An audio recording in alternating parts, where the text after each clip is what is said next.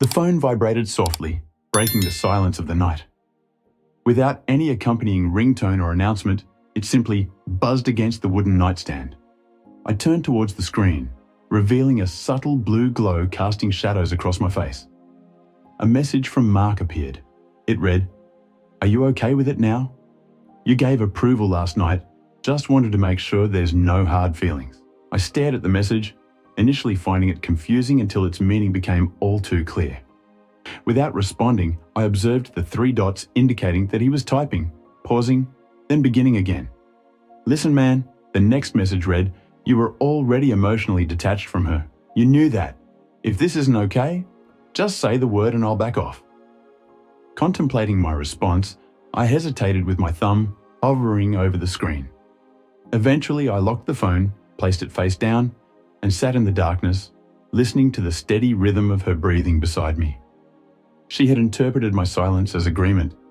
This was how she twisted things, always had. "I'm sleeping with them," she had revealed the night before. There was no emotion in her words, just a casual shrug as if she were listing groceries.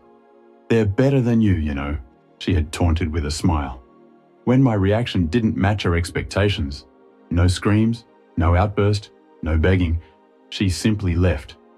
Her victory strut betrayed by my stoic response, as if my quietness signaled defeat. "If you're unhappy, you can leave. Others will gladly take your place to provide warmth," she proclaimed with an air of icy superiority. Meeting her gaze, I studied her intently. Behind her expression lay nothing but a cold determination, a misplaced belief that cruelty equated to control. Maintaining my composure, I uttered calmly, "Fine," my voice steady, devoid of any cracks, as if speaking from a place deep within the chaos. Her laughter trailed after me as I exited the room, oblivious to the truth I clandestinely pocketed. Mark, Derek, Lewis, 3 deceivers who had graced my living quarters in the past month, their friendly facades failing to reach their eyes. They thought themselves discreet, yet their slip-ups, the lingering scent of unfamiliar cologne, the late-night messages, the accidental utterance of an unfamiliar name in slumber, did not escape my notice.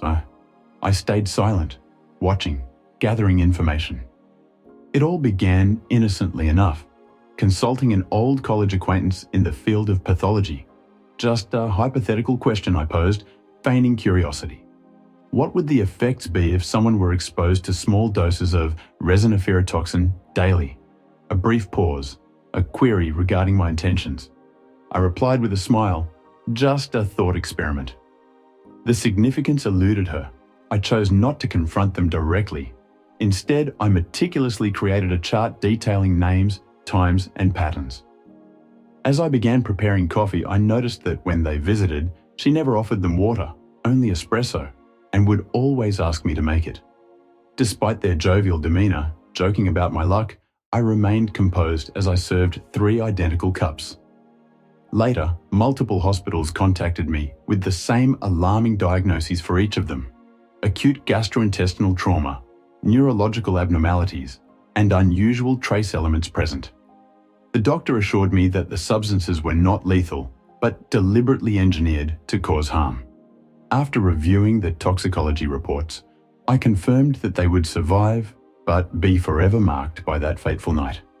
In a display of care and curiosity, I visited them individually. I arrived with flowers, offered a smile to the nurses, and, when Mark inquired, I handed him the folder. As he flipped through the pages, his fingers shook. Before I could continue, I interrupted. "Don't finish that sentence," I told him. Meeting my gaze, he didn't need words to understand. His expression drained of color upon reaching the page marked intentional traces potential poisoning. The gravity of the situation was clear to him, as it would be to everyone. Upon my return, she was in the kitchen, pouring herself a glass of wine and humming contently. "I assume they called," she remarked without looking at me. "I told them you might be weird about it, but not dangerous." Placing the test results on the table, 3 folders, 3 names, I caught her attention. Her humming ceased, and she looked from the folders to me, questioning. "What is this?" she demanded. "Consequences," I replied calmly. Dismissing my intent to invoke guilt, she laughed, but it wavered. As she trembled while setting down her glass, I warned, I could tell them, or they might already know. With that, I made my way to the door.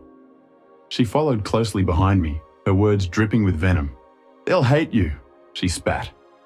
They already do, I calmly replied, just not in the way they expected. Pausing, I turned to face her. You weaponized love. I weaponized logic. I made a conscious choice to not set fire to the house or destroy her belongings. Instead, I let everything remain untouched, allowing the decay to be visible, to linger as a reminder. I didn't block their calls or reply to their messages. I let my silence speak volumes. 3 men and 1 woman, all shattered by a truth they had chosen to overlook, were left with the harsh taste of their own betrayals. I harbored no anger. Anger is merely loud noise, and I had my fill of noise.